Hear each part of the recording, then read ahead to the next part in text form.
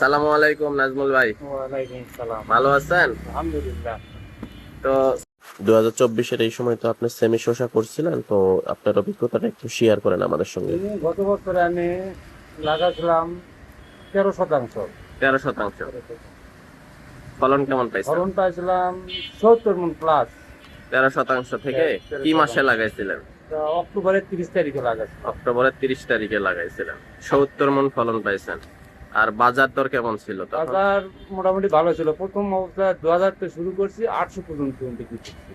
কত টাকার বিক্রি হয়েছিল টোটালি? 75,000 টাকা। 75,000 টাকা, মানে এভারেজে 75,000 টাকা ছিল 13% থেকে। তাহলে যদি এটা আমরা বিঘাতে কনভার্ট করি তাহলে কতগুলা হবে? ঠিক আছে, আপনার তো 150 মণ পার হয়ে যাবে। তাহলে আপনার প্রায় 2.5 লাখের কাছাকাছি যাচ্ছে মনে হয় বিঘাতে কনভার্ট করলে। 150 মণ হলে 1.5 লাখই ধরে। না, আপনার হচ্ছে 13% থেকে যদি 75,000 হয় তাহলে 26% থেকে আপনার হবে 1.5 লাখ। 1.5 লাখ। আর তারপরও আপনার আরো থাকতেছে 700, 2.5 লাখ হবে আপনার।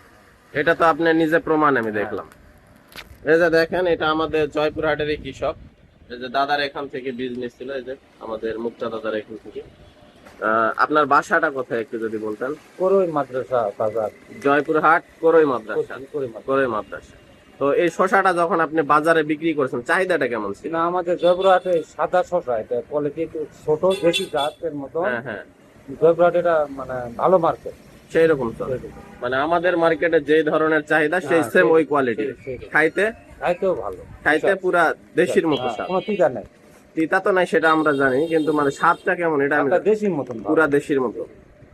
তাহলে আমাদের এলাকায় চাষিরা এটা চাষ করতে পারবে। নিঃসন্দেহে করতে পারবে।